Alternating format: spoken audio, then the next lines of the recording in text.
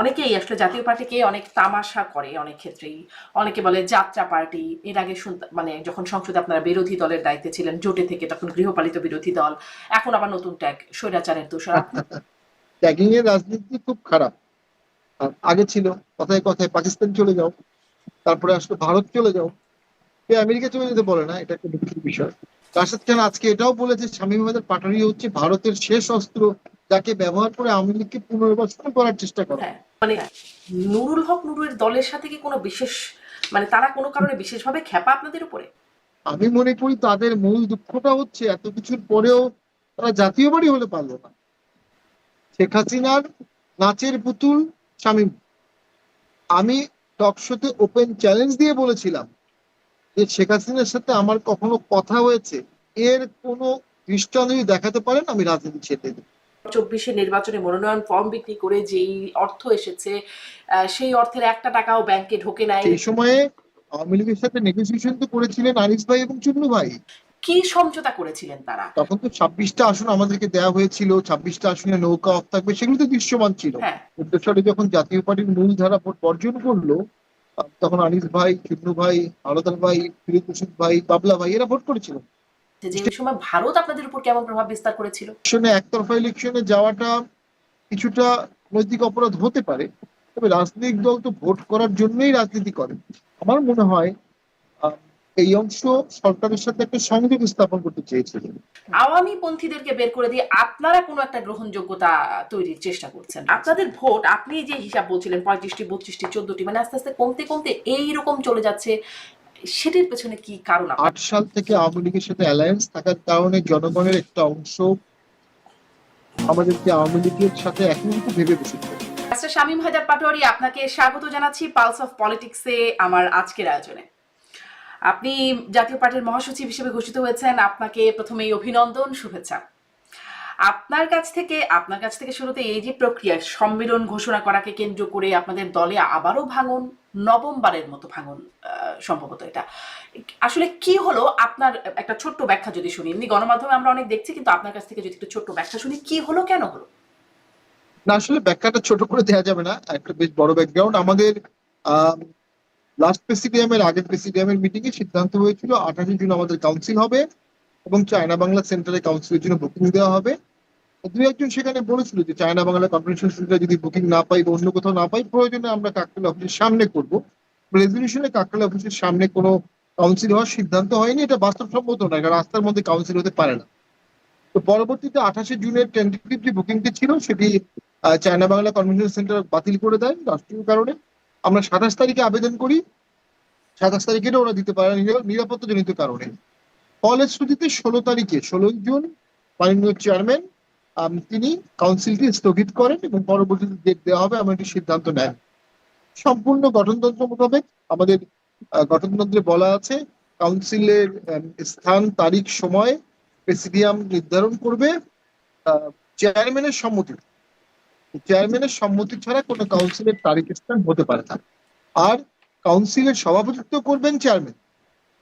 ঠিক এই চিঠি দেওয়ার পরেই আমাদের তদানীন্তন সিনিয়র কো চেয়ারম্যান এবং কো চেয়ারম্যান ওনারা একটি চিঠি দেন, এক বিবৃতি দেন যে কাউন্সিল 28 তারিখেই করতে হবে। 28 তারিখে মাননীয় চেয়ারম্যান কাউন্সিলে ভোটে হেরে যাবেন এই ভয়ে ভীত হয়ে কাউন্সিল পিছিয়ে দিচ্ছেন এবং আরো অনেক অভিযোগ দিয়ে তারা চিঠি নিয়ে আসেন। ফলশ্রুতিতে যেটা হয়, তৃণমূলের মধ্যে তীব্র একটি ক্ষোভের সঞ্চার হয়, যেখানে মাননীয় চেয়ারম্যানের বিরুদ্ধে এখন অনেকগুলো মামলা আছে, উনি সাহসী রাজনীতি করছেন, সকলকে তখন চেয়ারম্যানের পাশে থাকার কথা ছিল।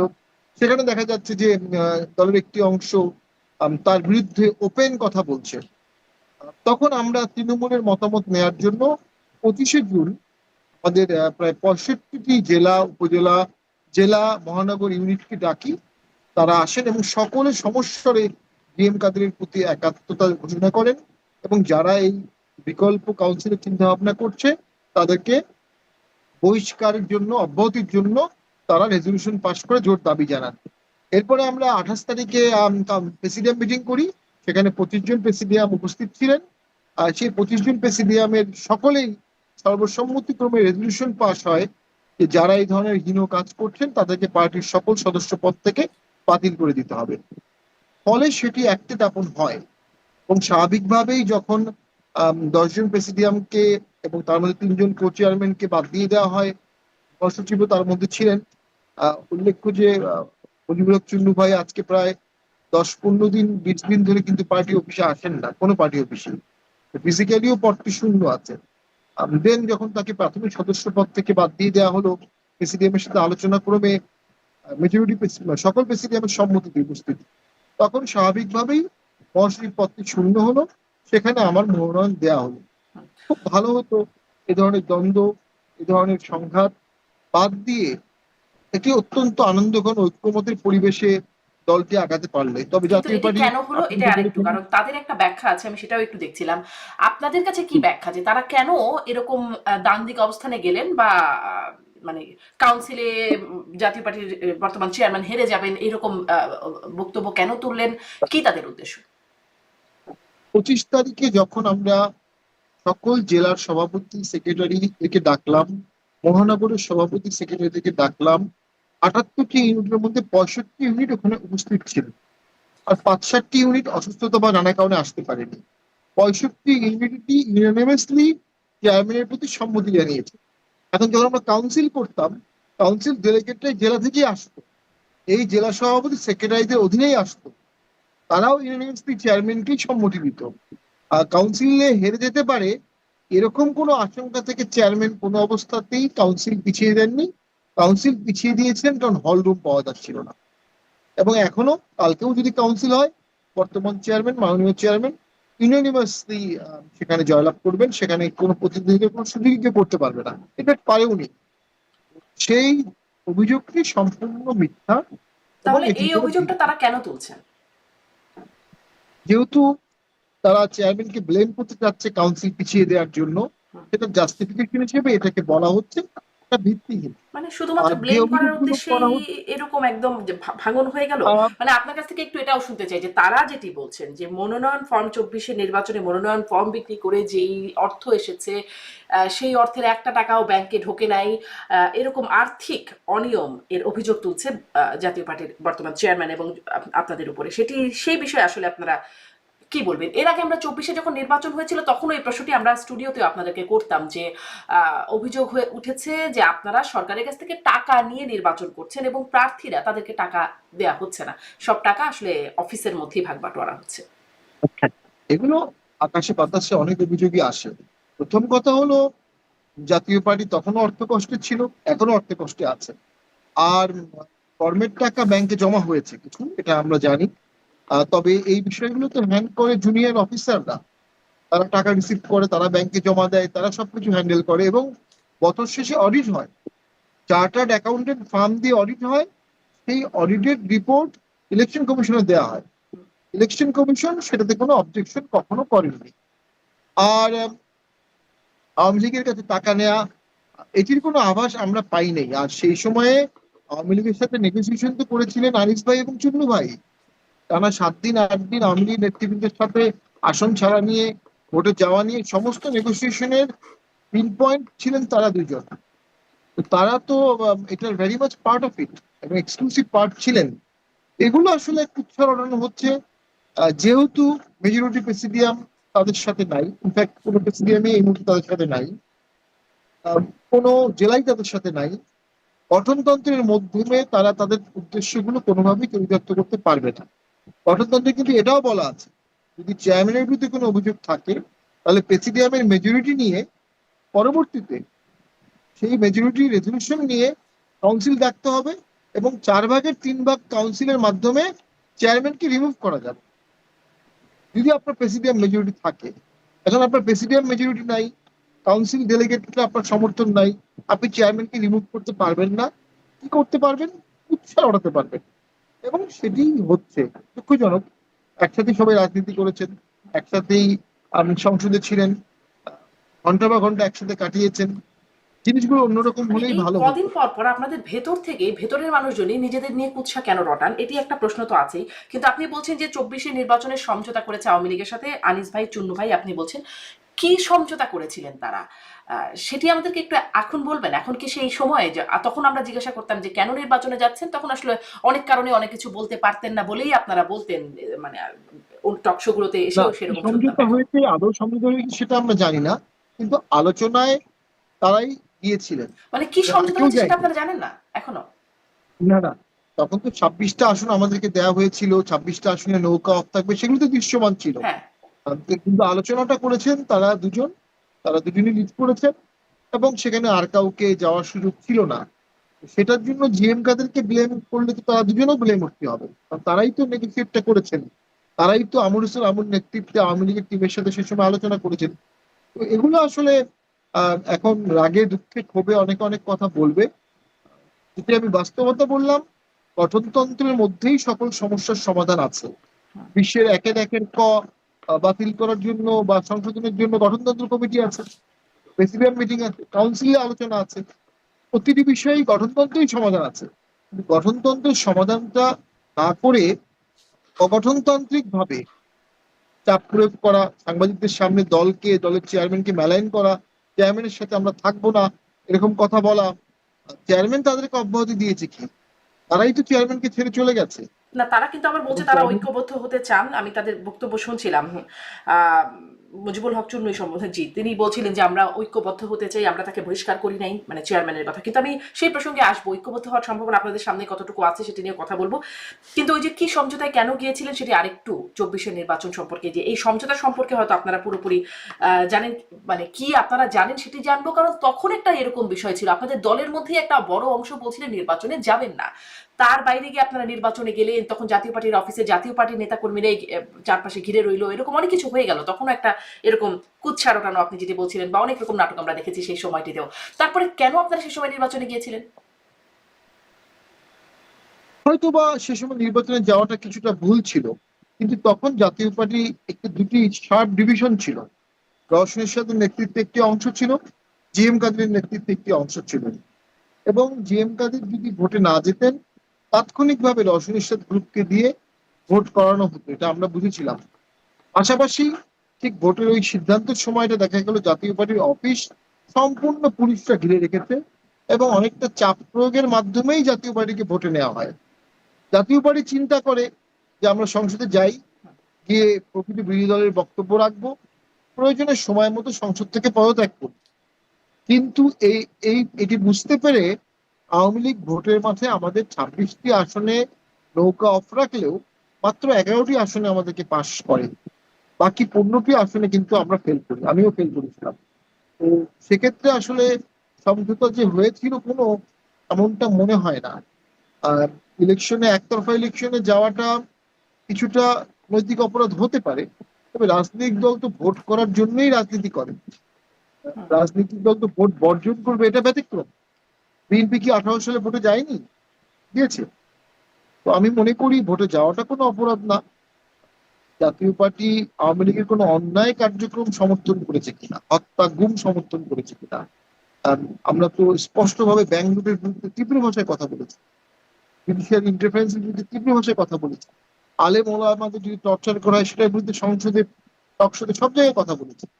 আমাদের কথা বলা ছাড়া খুব ব্যাপক আন্দোলন করার সুযোগ ছিল না, কথা বলতে আমরা কোনো কার্পণ্য করিনি, এবং সে বিষয়ে মিডিয়াও আমাদের সহযোগিতা করছে। মানে আপনি বলছেন সেই সময় ভুল ছিল, চাপের মুখে আপনারা গিয়েছিলেন। এই প্রশ্নটা হয়তো আমরা আপনাদেরকে, আপনারা প্রশ্নটা ফেস করেছেন, তারপরে আরেকটু যদি ছোট্ট করে বলেন, আজকে আর অনেক প্রশ্ন আছে আপনার কাছে, যে ওই সময় ভারত আপনাদের উপর কেমন প্রভাব বিস্তার করেছিল? কারণ ভারত থেকে আসার পর জিএম কাদের বলেছিলেন কথা বলবো না কিছু, মানে তিনি জানাতে ভারত অস্বীকৃতি থেকে আসার পরে মাননীয় চেয়ারম্যান বলেছিলেন যে আমি অনুমতি ছাড়া জানাতে পারবো না। যখনই দুজন ব্যক্তি বা দুটো গোষ্ঠী একত্রে কোনো গোপন মিটিং করে ডিপ্লোম্যাটিক লেভেলে, এটি তো জনসমক্ষে বলার বিষয় না। এই যে বিক্রম মিশ্রি কিছুদিন আগে আসছিলেন, ভারতের পররাষ্ট্র সচিব, আমাদের চিফ অ্যাডভাইজার স্যার তার সাথে বসলেন, ওই মিটিংয়ে সারমর্মকে আমরা জানি? জানি না তো। এরকমটাই হয়। ওইখানে উনি ভারতে থাকা অবস্থায় বাংলাদেশে কিন্তু আহ দর্শনপন্থী দলটা সে সময় খুব সক্রিয় হয়ে গেছে।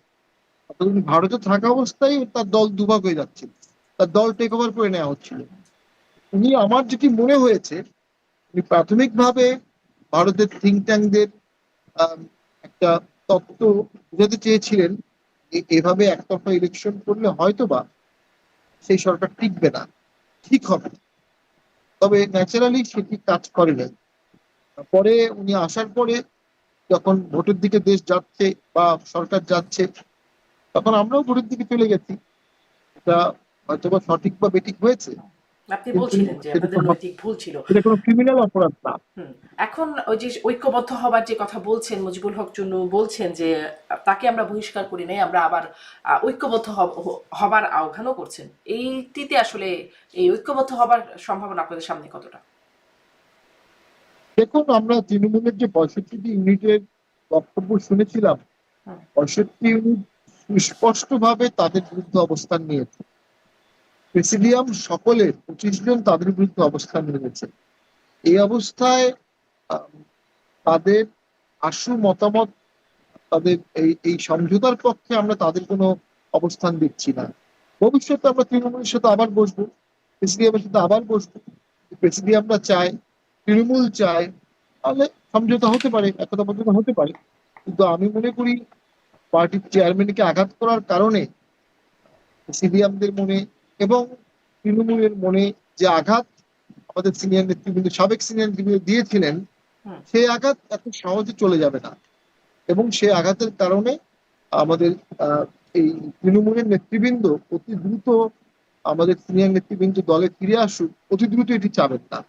জি। তবে রাজনীতি তাহলে শেষ এই কথা বলি, ভাঙা জাতীয় পার্টি, মানে ভাঙার পরে ভাঙার কত টুকরো টুকরো এই জাতীয় পার্টি এখন এই বর্তমান পরিস্থিতিতে যখন এমনিতেই আপনারা অনেক রকম চাপের মুখে আছেন, আম, স্বৈরাচারের দোসর হিসেবে ট্যাগ পেয়ে, তখন এই ভাঙা জাতীয় পার্টির ভবিষ্যৎ কি আসলে? না ভাঙ্গা জাতীয় পার্টি, দেখুন আমি মনে করি জিএম কাদেরকে কটাক্ষ করে কথা বলে, জিএম কাদেরকে প্রেশারাইজ করে, জিএম কাদেরকে পার্টি থেকে বের করে দেওয়ার সিদ্ধান্ত নিয়ে আমার মনে হয় আহ, এই অংশ সরকারের সাথে একটা সংযোগ স্থাপন করতে চেয়েছিলেন। হুম। যেহেতু জিএম কাদের সরকারের সুতীব্র সমালোচনা করেন, জিএম কাদেরকে হার্ড টাইম দিলে, গালিগালাজ করলে, কটাক্ষ করলে হয়তো বা কারো ধারণা ছিল সরকার এতে খুশি হবে, সরকার তাদের সাথে সংযোগ স্থাপন করবে, যেটি আমার কাছে যৌক্তিক মনে হয় না। সরকার জাতীয় পার্টির আভ্যন্তরীণ বিষয়ে কোনো আগ্রহ দেখাবে বলে আমার মনে হয় না। নাকি আর যারা নাকি এখানে আপনি বলছিলেন যে সমঝোতা করেছেন আনিসুল ইসলাম চুন্নু, মুজিবুল হক চুন্নু, উনারা তো আওয়ামী লীগের সাথে উনাদের একটা সম্পর্ক, সমঝোতার জায়গা ছিল। আওয়ামী পন্থীদেরকে বের করে দিয়ে আপনারা কোনো একটা গ্রহণযোগ্যতা তৈরির চেষ্টা করছেন তা রাজনীতিতে। আমরা কোনো পন্থায় বিশ্বাস করি না। তারা ভোটে অংশ 14 সালে, যেটা আমি বলছিলাম, যে বর্তমান সরকারের সাথে এই গ্রুপের সংযোগ হওয়াটা খুব কঠিন। কারণ 14 সালের ভোটে এনারা কুশীলব ছিলেন, এনারা লিড দিয়েছিলেন। 14 সালে যখন জাতীয় পার্টির মূল ধারা ভোট বর্জন করলো, তখন আনিস ভাই, চুন্নু ভাই, আলাদার ভাই, ফিরোজ হোসেন ভাই, বাবলা ভাই এরা ভোট করেছিলেন। সেই অংশটা জামাত বিএনপি তো সহজে গ্রহণ করার কথা না অ্যালায়েন্সের ক্ষেত্রে।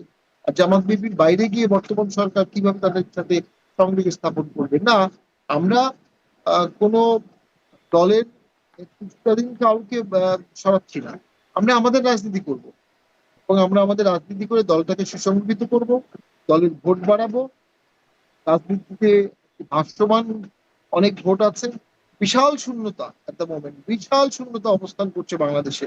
সঠিক রাজনীতি করতে পারলে জাতীয় পার্টি এই শূন্যতার কিছু অংশ পূরণ করতে পারবে এবং আমাদের ভোট বাড়বে বলে আমরা বিশ্বাস করি। জি, আপনারা বিশ্বাস করেন ভোট বাড়বে, কিন্তু ওই যে ওই প্রশ্নটা রয়ে গেল, ভোট বাড়ার প্রশ্নতেও আসবো যে আপনারাই কি সরকারের সাথে সংযোগ স্থাপনের একটা চেষ্টা করছেন কিনা? না, আমরা দেখুন, আমরা খুবই খুশি হতাম মাননীয় প্রধান উপদেষ্টা, যিনি আমাদের সর্বজন শ্রদ্ধেয়, যাকে আমরা শ্রদ্ধা করি, যাকে আমরা অভিনন্দন জানিয়েছিলাম, তিনি সংলাপ প্রক্রিয়ায় আমাদেরকে ডাকলে আমরা অত্যন্ত খুশি হতাম। কিন্তু অল অন এ সাডেন আমাদেরকে সংলাপ প্রক্রিয়া থেকে বাদ দিয়ে দেওয়া হয়, দেন সংস্কার প্রক্রিয়া থেকেও বাদ দিয়ে দেওয়া হয়। জাতীয় পার্টি 8 বছর ক্ষমতায় ছিল, প্রায় 9টি ইলেকশনে অংশগ্রহণ করেছে, 35টি এমপি ছিল 91-তে, প্রায় 32টি এমপি ছিল 96-তে, 2001-এ 14টি এমপি ছিল, 2008-এ 27টি বা 26টি এমপি ছিল। সেই দলটিকে সংস্কার ডিসকাশন থেকে বাদ দিয়ে সংস্কার প্রক্রিয়াটাকে আম, ঐক্যমতের ভিত্তিতে রাখা হয়নি, একীভূত রাখা হয়েছে এবং এটি একমাত্রিক হয়ে গেছে। শুধুমাত্র বিপ্লবে যারা সক্রিয়ভাবে অংশগ্রহণ করেছে তাদের একাংশ নিয়েই সংস্কার হচ্ছে। তাহলে সেই সংস্কারটা টেকসই হবে না, সেই সংস্কারটা দেশের স্বার্থে আসবে না, সরকারের সাথে সংযোগ না।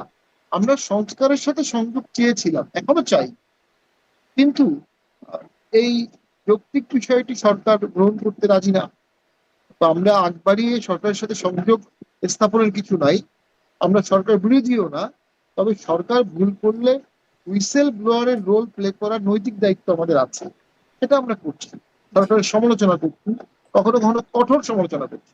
জি, আপনি বলছিলেন যে 91-তে 35টি, 32টি, তারপরে 14টি এরকম করে আসনের কথা। এখন একটা জরিপ, সানেম এবং অ্যাকশন এইডের একটা জরিপ, তারা বলছে যে 15 থেকে 35 বছর বয়সী তরুণদের মধ্যে যারা ভোট দিতে পারেনি তাদের মধ্যে একটা জরিপ চালিয়ে বলছেন যে 38.76% ভোট দেবে বিএনপিকে, 21.45% জামায়াতে ইসলাম, 15.84% এনসিপি, এবং যদি আওয়ামী লীগ অংশ নিতে পারে তাহলে আওয়ামী লীগও 15.84%, ইসলামী দলগুলো বাকি 4.59%, জাতীয় পার্টি পাবে 3.77% এই তরুণদের মধ্যে ভোট। মানে আপনাদের ভোট, আপনি যে হিসাব বলছিলেন 35টি, 32টি, 14টি, মানে আস্তে আস্তে কমতে কমতে এইরকম চলে যাচ্ছে, সেটির পেছনে কি কারণ আপনারা সেটি বের করতে পারেন? দেখুন, আমরা স্বীকার করি না করি 8 সাল থেকে আওয়ামী লীগের সাথে অ্যালায়েন্স থাকার কারণে জনগণের একটা অংশ আমাদেরকে আওয়ামী লীগের সাথে একীভূত ভেবে বসেছে। যারা আওয়ামী লীগ অপছন্দ করে তারা অটোমেটিক্যালি জাতীয় পার্টিকে অপছন্দ করে, এমন একটি ঘটনা ঘটে গেছে। বাট দেন অ্যাগেইন আমরা 16% ভোট পেয়েছিলাম 96 সাল। এই 16% লোকের অনেকেই এখনো ভোটার হিসেবে আছেন।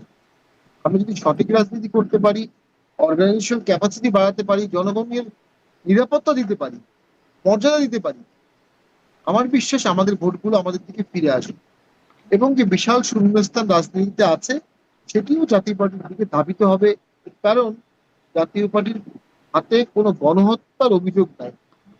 জাতীয় পার্টি নির্মল পঙ্কিল রাজনীতি করেছে, ক্ষমতার বিকেন্দ্রীকরণের রাজনীতি করেছে। জাতীয় পার্টি জনগণের সুশাসনের রাজনীতি করেছে। সেই স্মৃতিগুলো যখন আমরা জনগণের সামনে তুলে ধরবো, আমার বিশ্বাস জনগণ আমাদের দিকে ফিরে আসবে। জনগণের সামনে আপনারা তুলে সালেমের ধরবেন কি করে? আপনার পলিসিটাও একটু শুনতে চাই। আপনি একজন সুবক্তা, আপনি জাতীয় পার্টির মধ্যে একজন মোটামুটি মানে এই সময়ে হলেও রাজনীতিতে আপনি গ্রহণযোগ্য, ব্যক্তিগতভাবে গ্রহণযোগ্য একজন ব্যক্তি। আপনি এখন জাতীয় পার্টির মহাসচিবের দায়িত্ব পালন করছেন, আপনি বলছেন যে জনগণের সামনে তুলে ধরবেন কিভাবে, মানে আপনি কিভাবে জাতীয় পার্টির ভোট বাড়াবেন? দেখুন, সালেমের যে জরিপটা হয়েছে সেখানে জাতীয় পার্টির যে ভোটের পার্সেন্টেজটি আছে, একটা ভীতিকর পরিস্থিতির মধ্যে আমরা আছি। আমাদের পার্টি অফিসে আগুন দেওয়া হয়, আমাদের লোকজনের মামলা দেওয়া হয়। এই অবস্থায় আমাদের ভোটার সমর্থকরা মন খুলে আমাদের সমর্থন এই মুহূর্তে দিতে পারবে না। তবে যখনই দেশটা রিল্যাক্সড হবে, মব সংস্কৃতি থাকবে না, মামলা হামলার ভয়গুলো থাকবে না, ভোটের দিকে দেশ যাবে, আমার বিশ্বাস এই 4%-এর সাথে আরো কিছু ভোট যোগ হবে বলে আমার বিশ্বাস। আমরা জনগণের কাছে জেলায় জেলায় যাব, সোশ্যাল মিডিয়াকে ব্যবহার করব, কাউকে কটাক্ষ করব না। আমাদের নিজস্ব এরশাদ স্যারের যে অসাধারণ অর্জনগুলো আছে সেগুলো দেশের সামনে তুলে ধরবো, এবং আমরা মনে করি আমরা নিরাপত্তা দিয়েছিলাম, নিরাপত্তা দিব। নাগরিকের মর্যাদা আমাদের আমলে ছিল, সামনেও আমরা নাগরিক মর্যাদা সমুন্নত রাখবো। এই এমপাওয়ারমেন্টের ধারণাটা যদি আমরা জনগণকে বোঝাতে পারি, জনগণ আমাদের দিকে আসবে। একটা ছোট উদাহরণ দিই। 84 সালে এরশাদ স্যার 7th অ্যামেন্ডমেন্টের মাধ্যমে বাংলাদেশের হাইকোর্টকে সেই সময় 6টি বা 4টি ডিভিশনে 4টি বেঞ্চ করেছিলেন, যেটা পরবর্তীতে 7th অ্যামেন্ডমেন্ট কেসে আনোয়ার হোসেন মঞ্জু ভার্সেস বাংলাদেশ মামলায় on the ground of basic structure appellate division এটাকে বাতিল করে দেয়। আজকে 30 বছর পরে ওই জিনিসটি সংস্কার কমিশন অ্যাডপ্ট করেছে, সকল দল ইউনানিমাসলি এটাকে অ্যাকসেপ্ট করেছে। বাট 30 বছর আগে সকল দল এটার বিরোধিতা করেছিল। অর্থাৎ এরশাদ 30 বছর পূর্বের চিন্তা 30 বছর পরের চিন্তা 30 বছর আগেই করতে পেরেছিল। একটি উদাহরণ দিলাম। আমাদের অনেক ভোট ব্যাংক আছে, অনেক এলাকাতে আমাদের সাবেক এমপি আছে, সাবেক উপজেলা চেয়ারম্যান আছে, তাদেরকে আমরা ডেকে নিব, তাদেরকে আমরা এখন এই যে উজ্জীবিত করবো। বহিষ্কারের মাধ্যমে মানে গুরুত্বপূর্ণ মুখ যারা সাবেক এমপি, মন্ত্রীর দায়িত্ব পালন করেছেন তারা বেরিয়ে গেলেন, আপনাদের দল কতটা ক্ষতিগ্রস্ত হচ্ছে? দেখুন, যে কোনো অব্যাহতি, যে কোনো বহিষ্কারই দলের জন্য বিব্রতকর। তবে আমার মনে হচ্ছে পরিস্থিতিটাই এমন হয়ে গেছে যে আমাদের সিনিয়র নেতৃবৃন্দ যারা ছিলেন তারা একটা মুখোমুখি অবস্থানে গেছেন, হয় জিএম কাদের থাকবে, তাহলে জিএম কাদের থাকবে না। এই যে জিএম কাদের বা যে কোনো একটা অংশ থাকবে, তৃণমূল এবং প্রেসিডিয়াম জিএম কাদেরকে বেছে নিয়েছে এবং তাদেরকে বহিষ্কার করতে বলেছে। তো আমরা এই তৃণমূল আর প্রেসিডিয়ামের বাইরেও তো আমরা দল করতে পারবো না। যারা চলে গেছেন বা যারা অব্যাহতি পেয়েছেন তা জাতীয় পর্যায়ের নেতা, অনেক বড় নেতা, অনেক দিন মন্ত্রী ছিলেন, অনেকদিন এমপি ছিলেন, তাদেরকে আমরা সম্মান করি। কিন্তু পার্টির চেয়ারম্যানকে বাদ দিয়ে কাউন্সিল করার উর্বর মস্তিষ্কের যে ধারণাটি তারা ধারণ করেছিল, সেটি তো কখনো গ্রহণযোগ্য সমাধান হতে পারে না। এটা পার্টির সর্বোচ্চ শৃঙ্খলা ভঙ্গের নিদর্শন যে আপনি গঠনতন্ত্রের বাইরে কাউন্সিল করতে চাচ্ছেন। কেন? কি দরকার? কি কম্পালশন? কি কি প্রয়োজন ছিল? এখন তারা ওনারা নিজেরাও বলছেন যে দলের সাথে তারা আছেন, তারা কাউন্সিলে যাবেন। তৃণমূল এবং প্রেসিডিয়ামের মিটিং এর সিদ্ধান্ত হবে, আলোচনা হবে, আলোচনার ভিত্তিতে সব সমাধান হবে। ঠিক। আপনাদের মানে এই ঘটনাবলীর প্রেক্ষিতে মানে অনেকেই আসলে জাতীয় পার্টিকে অনেক তামাশা করে, অনেক ক্ষেত্রেই অনেকে বলে যাত্রা পার্টি। এর আগে মানে যখন সংসদে আপনারা বিরোধী দলের দায়িত্বে ছিলেন জোটে থেকে, তখন গৃহপালিত বিরোধী দল, এখন আবার নতুন ট্যাগ স্বৈরাচারের দোষর। আপনি কি মনে করেন এই ট্যাগগুলো যথাযথভাবে আপনাদেরকে দেয়া হয়, নাকি আপনার বিশ্লেষণ কি? ট্যাগিং এর রাজনীতি খুব খারাপ। আগে ছিল কথায় কথায় পাকিস্তান চলে যাও, তারপরে আসলে ভারত চলে যাও, আমেরিকা চলে যেতে বলে না, এটা একটা দুঃখের বিষয়। এই ট্যাগিং গুলো তো আসলে রাজনীতিও সুষ্ঠু না।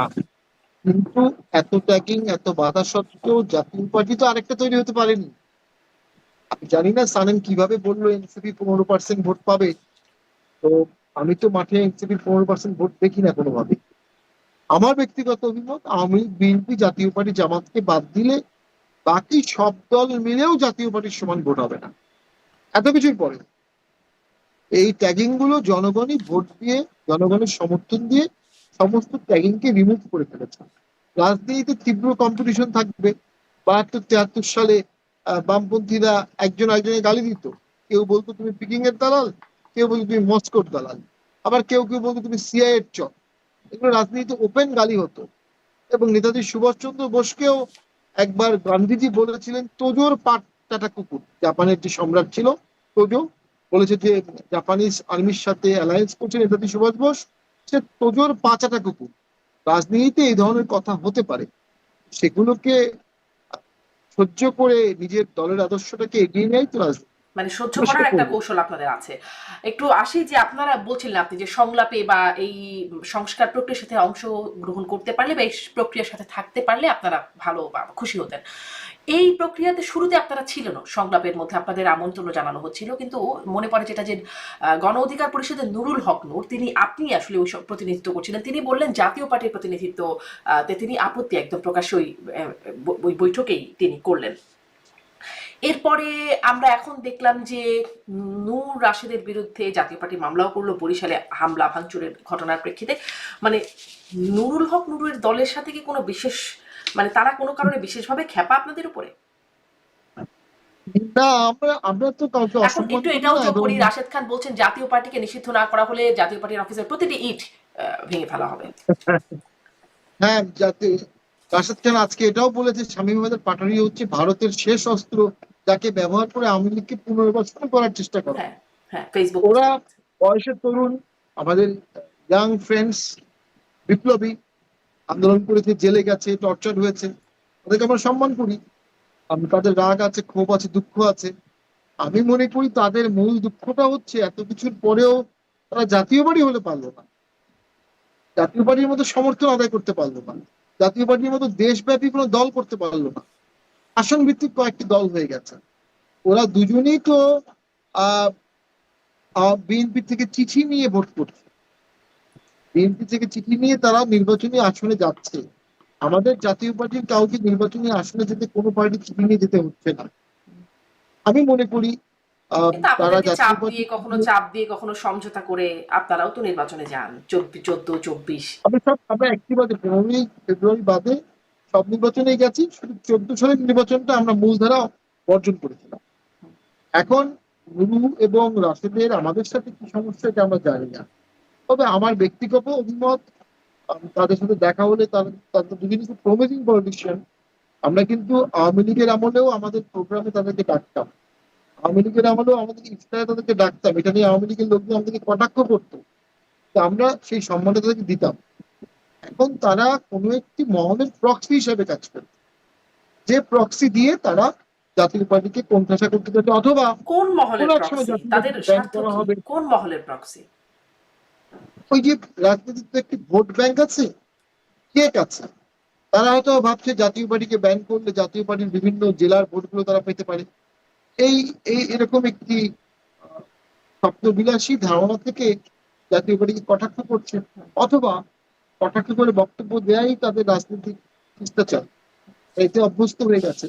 যখন জাতীয় পার্টি কটাক্ষ করে দেওয়া রাজনীতি করে না। যখন 24-এর নির্বাচনের আগে কে যাবে কে যাবে না, আপনারা যাবেন কিনা, এরকম একটা আলোচনা চলছে, তারা বিএনপির সাথে মানে গণ অধিকার পরিষদ বিএনপির সাথে আন্দোলন করছে, তখন 2023 সালের 17ই আগস্ট নুরুল হক নূর 3জন প্রতিনিধি নিয়ে মুজিবুল হক চুন্নুর সাথে সাক্ষাৎ করেছিলেন, এবং তখন আসলে কি কথা হয়েছিল সেটিও খুব খোলাসা হয় নাই। তারপরে আপনারা কি তখন জানেন মানে কোনো রেশ কি আছে এখনো পর্যন্ত, তখন আসলে কি কথা হয়েছিল?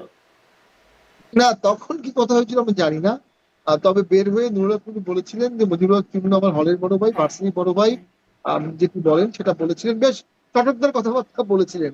তো এখন আর সেই চটকদার কথাবার্তা বলছেন না। আহ, তারা বেশি উজ্জীবিত।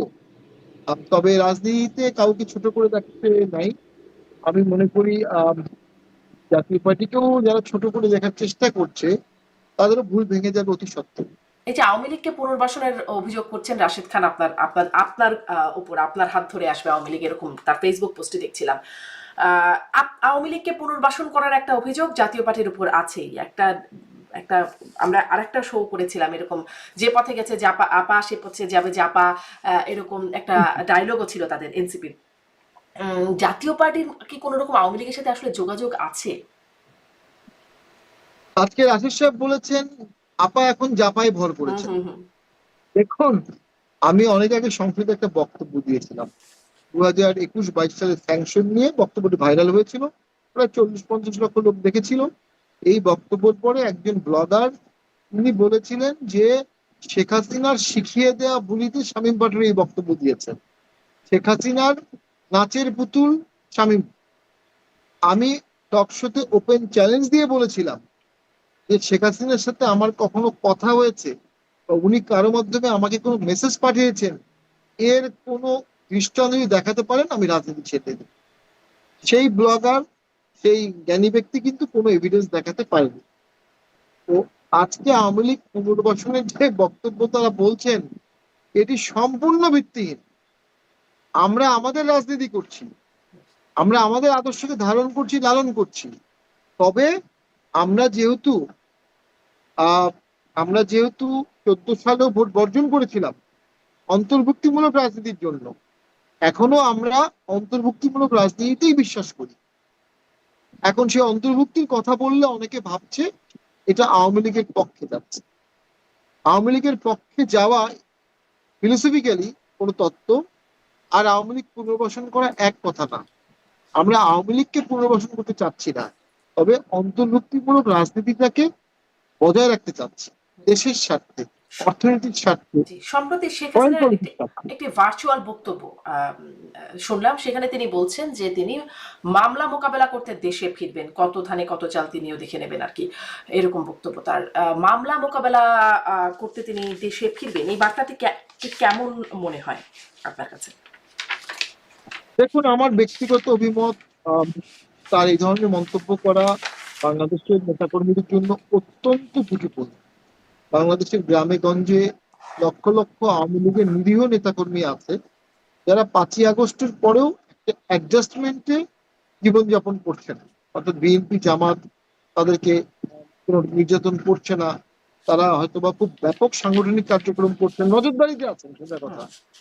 যখনই আওয়ামী লীগ ফিরে আসছে, ফিরে আসবো, আসছি, দেখে নেব, প্রস্তুত হও, এই ধরনের মন্তব্যগুলো করবে, তখন এই মাঠ পর্যায়ে আওয়ামী লীগের নেতৃবৃন্দের কিন্তু জীবন ঝুঁকিতে পড়ে যাবে। এই জীবন ঝুঁকিতে তাদেরকে ফেলার তো আমি কোনো যৌক্তিক কারণ দেখি না। আওয়ামী লীগকে রিফর্ম হতে হবে, সরকারের সাথে আলোচনা করতে হবে, বিএনপি জামাতের সাথে আলোচনা করতে হবে, এবং কতটুকু প্যাসেজ সকল দল আওয়ামী লীগকে দিতে রাজি আছে চতুর্থ প্যাসেজে আওয়ামী লীগকে আপাতত ঢুকতে হবে। যেমন জিয়াউর রহমানের সাথে আওয়ামী লীগ মিটিং করেছিল না, জোহরা তাজুদ্দিনের নেতৃত্বে। পরে জিয়াউর রহমানের সরকার সে সময় 38টা আসন আওয়ামী লীগকে দিয়েছে এবং সেটা দিয়ে মেনে নিয়ে আওয়ামী লীগ ভোট করেছিল এবং সেটা সেই সময় সঠিক সিদ্ধান্ত ছিল। তবে যারা হত্যা করেছে, ব্যাপক দুর্নীতি করেছে, 10 বছর 12 বছর এলাকায় ত্রাসের সৃষ্টি করেছে, সেই সব ব্যক্তিকে কোনো দল আর রাজনীতি দেখতে চায় না। আওয়ামী লীগের প্রথমে নিজেকে শীর্ষোদ্ধার করতে হবে। তাদের শীর্ষ দুর্নীতিবাদ, শীর্ষ হত্যাকারী, শীর্ষ মানুষকে অপমানকারী, মানুষকে অত্যাচার করেছে যারা, সেই শীর্ষ কিছু নেতৃবৃন্দকে সরিয়ে দিতে হবে। আপনি নিজেই রিফর্ম হন, তখন জনগণের মনে হবে যে এখন তো আওয়ামী লীগ রাজনীতি করলে আর কোনো সমস্যা নাই। এবং আওয়ামী লীগে কিন্তু লাইন আপ আছে, first line up, second line up, third line up. অনেক পেশাজীবী আছে যারা সক্রিয় রাজনীতি করেনি, এখন তারা সক্রিয় রাজনীতি করতে পারে। ঠিক এরকম ক্রাইসিস মধ্যে ডাক্তার, ইঞ্জিনিয়ার, লয়ার, শিক্ষক, তাদের রাজনীতিতে এগিয়ে আসা উচিত। কারণ কি, তাদের পলিটিক্যাল ব্যাগেজ নাই, তাদের অতীত অপকর্ম নাই। অতীত অপকর্মহীন আওয়ামী লীগের কর্মীকে এখন নেতা করতে হবে। আওয়ামী লীগ যদি সেদিকে না হেঁটে সংঘাতের দিকে হাঁটে, সেটা আওয়ামী লীগের জন্য যুক্তিযুক্ত হবে না, জি, দেশের জন্য মঙ্গলকর দেখা হবে যাক না। আওয়ামী লীগ কোন পথে হাঁটে। কিন্তু সেই আবারও গণ অধিকার পরিষদের নেতাদের একটু প্রসঙ্গে আসি, যে আপনারা যে তাদের বিরুদ্ধে মামলা করলেন, মানে জাতীয় পার্টি মামলা করলো, এটিকে তারা বলছেন ধৃষ্টতা, জাতীয় পার্টির ধৃষ্টতা। এই যে বরিশাল কার্যালয়ে হামলা হলো, আপনারা মামলা করতে পারলেন, আপনাদের কেন্দ্রীয় কার্যালয়ে যখন হামলা হলো তখন আপনার সাথে কথা হয়েছে তারপর পর আপনি বলছিলেন যে মামলা নেয় নাই, আপনারা মামলা করতে পারেন নাই সেই ঘটনার পরপর। মানে তারপরে আসলে কি আপনাদের প্রতি একটু বিশেষ কোনো সফট কর্নার কোনো মহল থেকে আসছে? রংপুরে জিএম কাদের বাড়িতে একটা হামলা হলো, একটা মোটরসাইকেলে অগ্নিসংযোগ করা হলো, তারপরে ওখানে সেনাবাহিনী সেখানে একটা ব্যবস্থা নিল, যেখানে এখন অনেক মব দেখা যাচ্ছে, অনেক জায়গায় অনেক রকম মবের ঘটনা ঘটছে, থানায় পর্যন্ত মবের ঘটনা ঘটছে, সেনাবাহিনী ব্যবস্থার জায়গাটা দেখা যাচ্ছে না। আপনাদের কি কোনো রকম কোথাও থেকে একটা গ্রিন সিগন্যাল, প্রোটেকশনের কোনো গ্রিন সিগন্যাল আছে? মানে নুরুল হক নূর একটা টক শোতেও দেখছিলাম বলছিলেন যে জাতীয় পার্টির শীর্ষ নেতাদের আসামি করার না করার জন্য উপর থেকে নির্দেশনা আছে বলে তারা জানতে পারেন। না, ব্যাপারে তা না। জাতীয় পার্টির শীর্ষ নেতাদের আসামি করে অনেক মামলা হয়েছে। যেটি হয়েছে, পিএম তাদের বাসায় বা ইশরাত স্যারের বাসায় আগুন দেওয়ার সাথে সাথে আম, এটা সেনাবাহিনী খুব শক্ত হাতে দেখেছিল এবং খুব শক্ত হাতে বলেছে দেশের স্বার্থে কোনো মব তারা টলারেট করবে না, টোটালি না। এবং এরপরে সেনাবাহিনী মবের বিরুদ্ধে বেশ শক্তিশালী ভূমিকা নিয়েছে। দুটি ঘটনা ঘটেছে বরিশালে। আমাদের নেতৃবৃন্দ যখন পিএম কাদেরের বাসায় আঘাতের বিরুদ্ধে মিছিল করছিল, সেই মিছিলে গণ অধিকার পরিষদের কিছু লোকজন অ্যাটাক করে। সেই অ্যাটাকটাকে আমাদের লোকজন প্রতিরোধ করে, আবার আমাদের লোকজনের বিরুদ্ধে মামলা দিয়ে দেয়। পরে আমাদের লোকজন যখন মামলা করতে যায়, সেই মামলাটা নেওয়া হয় না। পরে তারা যখন ম্যাজিস্ট্রেট কোর্টে যায়, তখন ম্যাজিস্ট্রেট সেই মামলাটি গ্রহণ করার নির্দেশ দেয়। এবং রংপুরেও আমাদের চেয়ারম্যানের বাড়িতে আগুন দিয়ে আমাদের বিরুদ্ধে মামলা করেছে। পরে আমাদের লোকজন আবার একটি মামলা করেছে। এটি ঘটলো প্রথমবারের মতো গণ অধিকার পরিষদের বিরুদ্ধে মামলা। আর রংপুরে বাংলাদেশে প্রথমবারের মতো বৈষম্য বিরোধী আন্দোলন নেতাদের বিরুদ্ধে মামলা হলো। এই বৈষম্য বিরোধী নেতারা রংপুরে কিন্তু আমাদেরই ছেলে পেলে, ঘনিষ্ঠ। আমরা এম্বারাসমেন্টে পড়ে গেছি, কিন্তু মামলা দুটো হয়ে গেল এই আমলে। টার্নিং পয়েন্ট ইনসিডেন্ট, অর্থাৎ আহ, কখনো কখনো মবটা এত এক্সট্রিম পর্যায়ে যাচ্ছে, বিপ্লবের বিজয়ী শক্তির বিরুদ্ধে মামলা নেয়ার প্রয়োজনীয়তা অনুভব হচ্ছে। সেটাই আমার প্রশ্ন আসলে, যে এবং এর চেয়েও এক্সট্রিম মবে ব্যবস্থা নেওয়া হচ্ছে না আমরা দেখছি, কিন্তু এইখানে একটা ব্যবস্থা নেওয়া হচ্ছে। আপনাদের কোনো প্রোটেকশন, কোনো গ্রিন সিগন্যাল, কোনো যোগাযোগ কি কোনো মহলে আছে কিনা? নুরুল হক নূর দেখুন, যেটি অভিযোগ আমাদের করছেন। জাতীয় পার্টির অফিসে ভাঙচুর হয়েছে, আগুন দেওয়া হয়েছে। 3টি 4টি জেলায় অফিসে আগুন দেওয়া হয়েছে।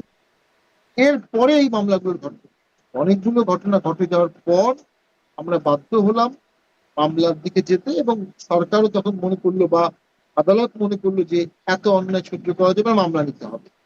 আমরা কোনো গ্রিন সিগন্যালের কথা জানি না। তবে জাতীয় পার্টি অতীত বলে, জাতীয় পার্টি 2006 সালে কিন্তু এরশাদ স্যার যখন নমিনেশন বাতিল করে দেওয়া হলো, ঠিক তখনই 111 চলে আসে। 91 সালে যখন এরশাদের নমিনেশন বাতিল করা হলো, তখন জাতীয় পার্টির লোকজন ডিসি অফিসে লাথি মেরে ভেতরে ঢুকে ডিসির কলার ধরেছে এরশাদের মনোনয়ন বাতিলের প্রতিবাদে। জাতীয় পার্টির উপর আঘাত আসলে এটা টার্নিং পয়েন্টের রূপ নেয়, এটার অতীত নিদর্শন আছে, ভবিষ্যৎটা বলতে পারবো না। জি। আপনি বলছিলেন যে একটু গণ অধিকার পরিষদ সম্পর্কে আওয়ামী লীগের জন্য একটা পরামর্শ আপনি দিলেন। আপনার কাছে যে একটু আপনি রাজনীতির বিশ্লেষণও করেন, সেখান থেকে যদি একটু জানতে চাই, আপনি কি মনে করেন একটা পরিসংখ্যান, সানেম অ্যাকশনের পরিসংখ্যানও বলছিলাম, বিএনপির জনপ্রিয়তা 5ই আগস্টের পর থেকে বাড়ছে নাকি কমছে? দেখুন, মাঠে চাঁদাবাজির বিভিন্ন অভিযোগে একেই বলছে বিএনপির জনপ্রিয়তা কিছুটা করতে পারে, যেমন সত্য। আবার এটাও তো সত্য, আওয়ামী লীগ ব্যান থাকা অবস্থায়, আওয়ামী লীগ পালিয়ে থাকা অবস্থায় দেশব্যাপী ওয়ার্ড ভিত্তিক সংগঠন, দেশ চালানোর অভিজ্ঞতা সম্পন্ন দল একমাত্র বিএনপি আছে। এবং এদেশের মানুষ উইনার টেক্স অল সিচুয়েশনে বিশ্বাস করে। বিএনপি যদি ভোটের দিকে জয়লাভের আশা দেখা যায়, তাহলে আরো কিছু লোক বিএনপিতে ভোট দিবে। হুম। এদিক থেকে বিএনপির জনপ্রিয়তা কিছুটা কমলেও আশঙ্কাজনক হারে কমেনি। তবে আমি মনে করি ভোটে ডিসাইসিভ রোল হবে যদি আওয়ামী লীগ ভোট করতে না পারে। আওয়ামী লীগের ভোটগুলো কোথায় যাবে? ভোটে জেতা কিন্তু অসম্ভব কঠিন, কিন্তু ভোটে কাউকে হারানো কিন্তু খুব সহজ কাজ। এই যে আমাদের গণ অধিকার পরিষদের বন্ধুরা আমাদেরকে কটাক্ষ করছে, আমাদের এনসিপি বন্ধুরা আমাদেরকে কটাক্ষ করছে, আমরা যদি সিদ্ধান্ত নেই যে ওদের আসনগুলোতে আমরা জয়লাভ করব না, কিন্তু ওদেরকে হারাবো, ওদের প্রতিপক্ষকে আমাদের ভোটটা দিব, এটা খুব সহজ কাজ, খুব সহজ। তো আওয়ামী লীগের যে মাঠে ভোটগুলো আছে, তারা কাকে কাকে হারানোর চেষ্টা করবে এটা তো আমরা বুঝতে পারছি না।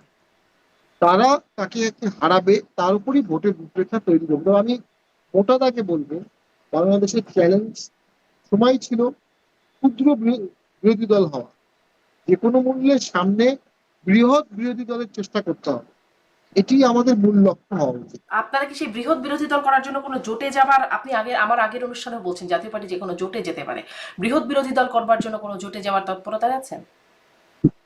আমাদের পার্টির চেয়ারম্যানের নির্দেশ এই মুহূর্তে দলকে সুসংগত করা, জাতীয় রাজনীতির উপর তীক্ষ্ণ পর্যবেক্ষণ রাখা, কোনো জোটে যাওয়ার ব্যাপারে কোনো সিদ্ধান্ত, একক রাজনীতি বা জোট, কোনো বিষয়ে কোনো সিদ্ধান্ত আলোচনা এখন হয়নি।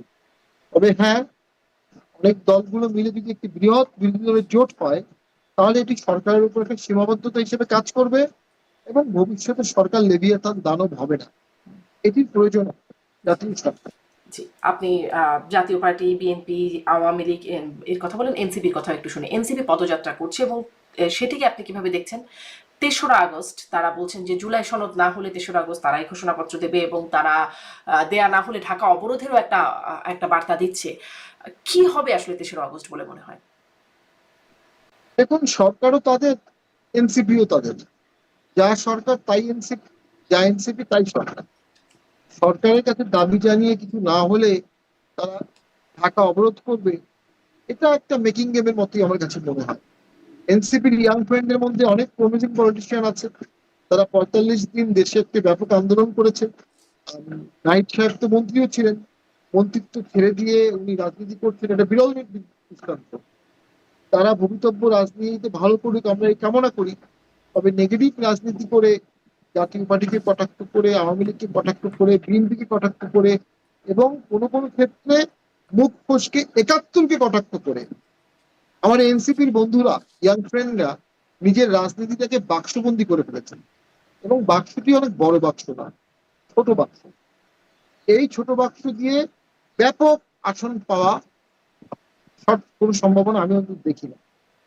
এখন জুলাই সনদ নিয়ে যদি তারা করতে চায়, একই প্রশ্ন, জুলাই সনদে কারা কারা থাকবে, কারা কারা থাকবে না, একটা বিশাল অংশ তো থাকছে না।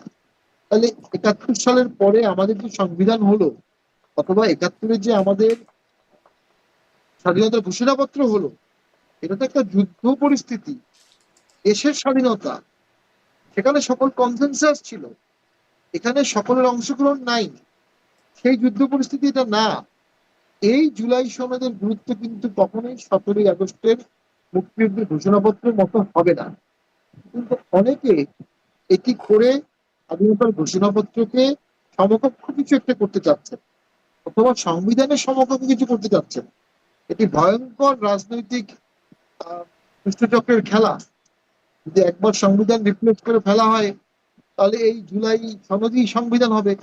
তখন রাষ্ট্রপতি বা অন্যান্য পদ সব পদ এলোমেলো হয়ে যাবে, কিন্তু আপনি কি এটা স্পষ্ট বিপ্লবী হয় আপনার সরকার কাছে হবে। জুলাই সনদ আর জুলাই ঘোষণাপত্র এই দুটো কি এক অভিন্ন নাকি আসলে ভিন্ন ভিন্ন আলাদা?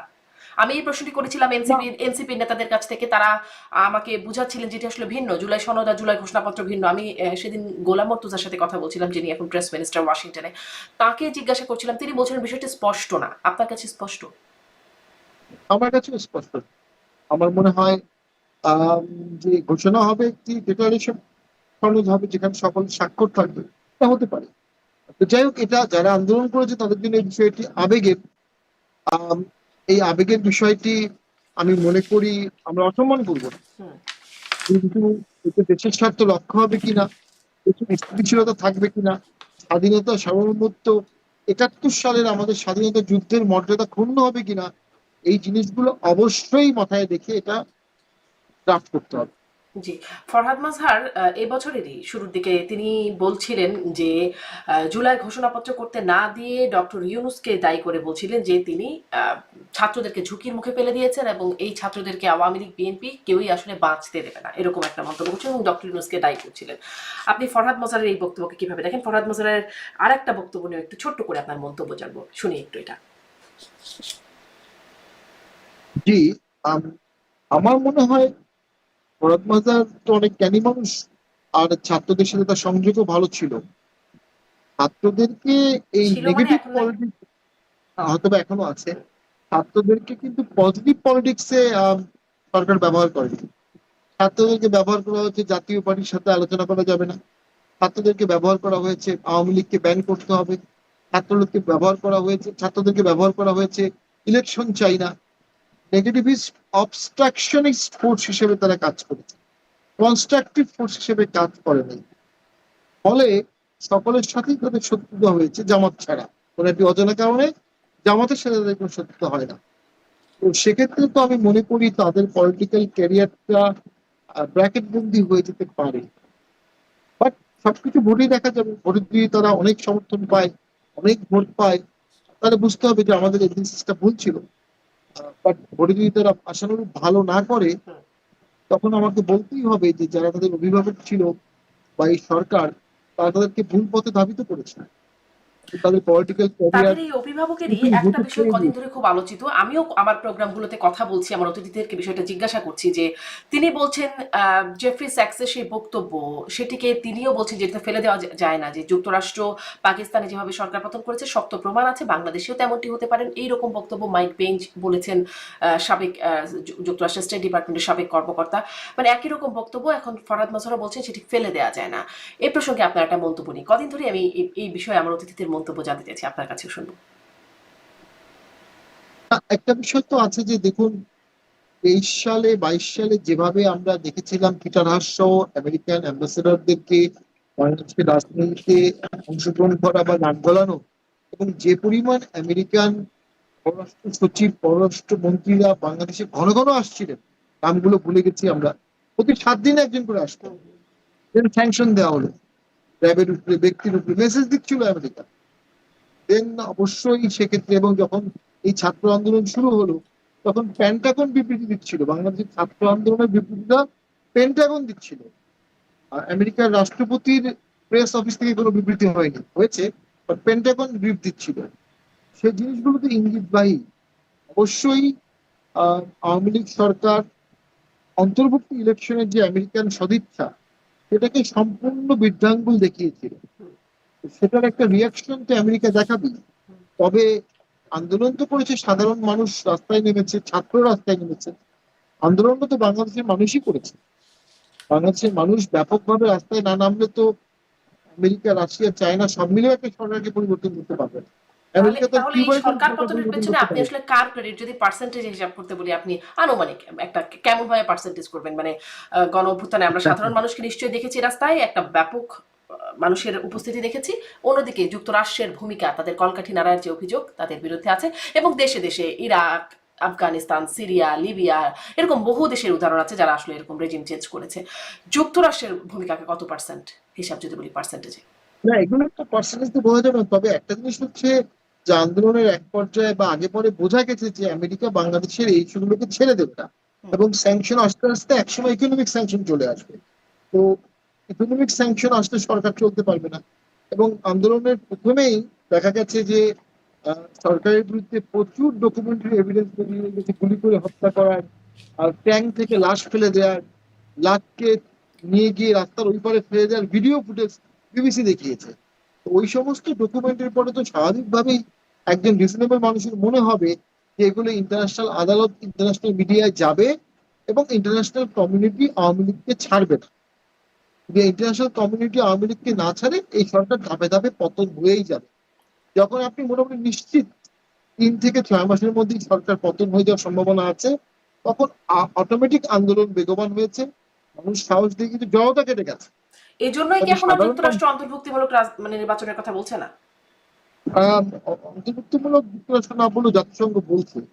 অল্প দুর্বল করে এখন বলেছে। জাতিসংঘের প্রতিনিধি একজন বলেছেন যে অন্তর্ভুক্তি মানে মানে অংশগ্রহণমূলক, মানে আসলে জনগণের অংশগ্রহণ, মানে শেখ হাসিনা যেই সংজ্ঞাটা দিতেন সেই সংজ্ঞাটা দিয়েছে। আমেরিকান দুজন বিজ্ঞানীকে আমিও এই কথা বলেছিলাম, তারা বলেছে যে বাংলাদেশ জনগণ সিদ্ধান্ত নেবে অন্তর্বর্তী ইলেকশন হবে কি হবে না। নাও আরেকটা জিনিস আছে, সোশ্যাল মিডিয়ার ভূমিকা এই আন্দোলনে। গত বছর এই আন্দোলনের 1 বছর আগেই রাশিয়া একটা মন্তব্য করেছিল, তারা বাংলাদেশে খুব শীঘ্র সোশ্যাল মিডিয়ার মাধ্যমে একটি আন্দোলন, অ্যারব স্প্রিং টাইপ আন্দোলন এক্সপেক্ট করছে। সোশ্যাল মিডিয়া কিন্তু তীব্রভাবে, শুধু সোশ্যাল মিডিয়া না, ইভেন ইন্ডিয়ান মিডিয়াও আন্দোলনের শুরু থেকে তীব্রভাবে সরকার বিরোধী ছিল যৌক্তিক কারণে। এবং সোশ্যাল মিডিয়ার মাধ্যমে কিন্তু মানুষের আওয়ামী লীগ ভীতি কেটে গেছে, আওয়ামী লীগের ভক্তি কেটে গেছে, আওয়ামী লীগের লোকজনও কিন্তু আওয়ামী লীগের বিরুদ্ধে আন্দোলনে নেমেছিল এই সময়। সেখানে সোশ্যাল মিডিয়া মতামত সৃষ্টি করতে ব্যাপক ভূমিকা পালন করেছে। তো সব মিলিয়ে আসলে পার্সেন্টেজ দেওয়ার এখানে কিছু নাই। পট পরিবর্তন বাংলাদেশের মানুষই করেছে, বাংলাদেশের মানুষই এটার জন্য অধিকারিক। তবে পট পরিবর্তনের পরে সেটার সুফল যদি আমরা আনতে না পারি, আমি একটু আগে একটা বই পড়ছিলাম, সেখানে বাবা সাহেব আম্বেদকর বলেছেন যে স্বাধীনতা কি? স্বাধীনতা মানে হলো তুমি তোমার ব্যর্থতার জন্য আর কোনো দেশকে দায়ী করতে পারবে না। অর্থাৎ ইন্ডিয়া যদি ব্যর্থ হতো, ইন্ডিয়ার স্বাধীনতার পরে ব্রিটিশদেরকে আর দায়ী করতে পারতো না, উনি এটা বুঝিয়েছেন। তো আমরা যদি স্বাধীন হই, আমাদের দেশ পরিচালনার ব্যর্থতার জন্য আমরাই দায়ী হব, অন্য কেউ দায়ী হবে। এই জন্যই তো সহাবস্থান প্রয়োজন ছিল। এই জন্যই তো ডক্টর ইউনূসের উচিত ছিল সবাইকে ডাকা, ডেকে বলা দেশের স্বার্থে আমরা কোনো ফরেন পাওয়ারকে আমাদের দেশে এন্ট্রি করতে দিব না, আমাদের পলিটিক্যাল ইস্যু আমরা সলভ করব।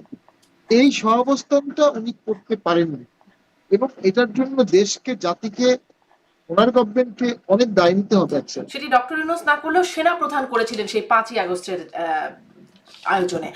এখন এই বর্তমানে আপনি বলছিলেন সরকারি এনসিপি সরকার, এনসিপির সেনা প্রধানের বিরুদ্ধে অভিযোগ আছে এবং তারা সেনা প্রধানকে সরাতে চান, প্রকাশ্যে এরকমটা আমরা জেনেছি। এবং এখন রাষ্ট্রপতিও তাদের চক্ষুশূল, তারা রাষ্ট্রপতির অপসারণের জন্য কাজ করেছেন। এখনো আসলে যে জুলাই ঘোষণাপত্র, সেখানেও একটা রাষ্ট্রপতির অপসারণ তাদের একটা অন্যতম একটা লক্ষ্য। এখন অনেক আলোচনা হচ্ছে রাষ্ট্রপতি চুপ্পু, আবার তাকে নিয়ে আলোচনা হচ্ছে, আবার টানাটানি শুরু হয়ে গেছে। পিনাকি ভট্টাচার্য অনলাইন অ্যাক্টিভিস্ট, তিনি বলছেন যে খালেদা জিয়া হবেন রাষ্ট্রপতি আর আর আর ডক্টর ইউনূস দুই মুরব্বী মিলে দেশকে চালাবেন। আসলে রাষ্ট্রপতির ভবিষ্যৎ কি সামনে আরো কিছু হতে যাচ্ছে? দেখুন, এটা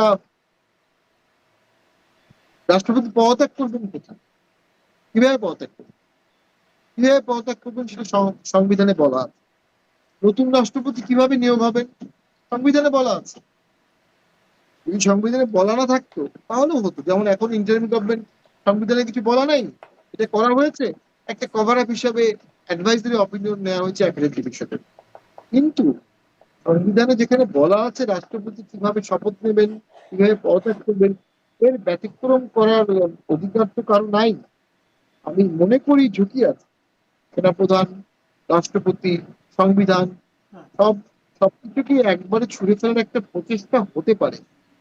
তবে সেই প্রচেষ্টা সফল হলে বাংলাদেশ তো স্যাটেলাইট কান্ট্রি হয়ে যাবে, গভর্নমেন্ট থাকবে না, বিপ্লবী সরকার হয়ে যাবে, রেবেল গভর্নমেন্ট হবে, একটা না কয়েকটা হবে।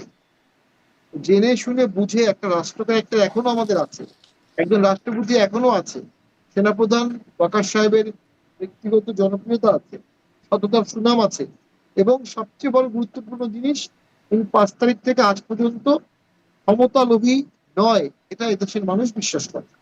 অমর্ত্য সেনও সাম্প্রতিক সময়ে বাংলাদেশের সেনাপ্রধানের প্রশংসা করেছেন, ক্রাইসিস মোমেন্টে টেক ওভার করেন। তো তাকে যদি সরিয়ে ফেলা হয়, চেষ্টা করা হয়, হয়তোবা এটা তার অনুগত বা তার ভক্ত সেনাবাহিনীর সদস্যরা চট করে এটা মেনে নেবে না। সেনাবাহিনীতে পলিটিক্যাল ইন্টারফারেন্সের রিয়াকশন কিন্তু খুব খারাপ হয়। খালেদ মোশাররফ যখন জিয়াউর রহমানকে অ্যারেস্ট করলেন, আর্মি চিফকে, তখনই সেনাবাহিনীতে রিয়াকশন হয়ে গেল। ঠিক আছে, পলিটিক্সে তুমি ইন্টারফেয়ার করবা, ইটস ওকে, তুমি পলিটিক্স করবো, কিন্তু তুমি সেনাপ্রধানকে কেন অ্যারেস্ট করবে? বিকজ ওখানে তো চেইন অফ কমান্ড থাকে। সেই চেইন অফ কমান্ডটাকে ট্র্যাক করাটা কখনোই যুক্তিযুক্ত কাজ হবে না, এবং সেটাও একটা মব হবে। সেই মত তো আমরা মনে করি না দেশের জন্য মঙ্গলকর কিছু আনার সম্ভাবনা আছে। জি, অনেক ধন্যবাদ, অনেক ধন্যবাদ শামীম হায়দার পাটোয়ারি। অনেকটা সময় আপনার সাথে কথা বললাম। সেনাপ্রধান, রাষ্ট্রপতির মানে একটা কি হতে পারে তাদের নিয়েও একটা পূর্বাভাস জানবার চেষ্টা করলাম। অদূর ভবিষ্যতে 3রা আগস্টের মধ্যে হয়তো কিছু একটা হবে, এরকম একটা গুঞ্জন আছে। এবং জাতীয় পার্টি, ভাঙা ভাঙা জাতীয় পার্টি আসলে সামনে তারা কতটুকু এগিয়ে যাবে সেটিও নিশ্চয়ই আমরা সামনে দেখবো। অনেক ধন্যবাদ।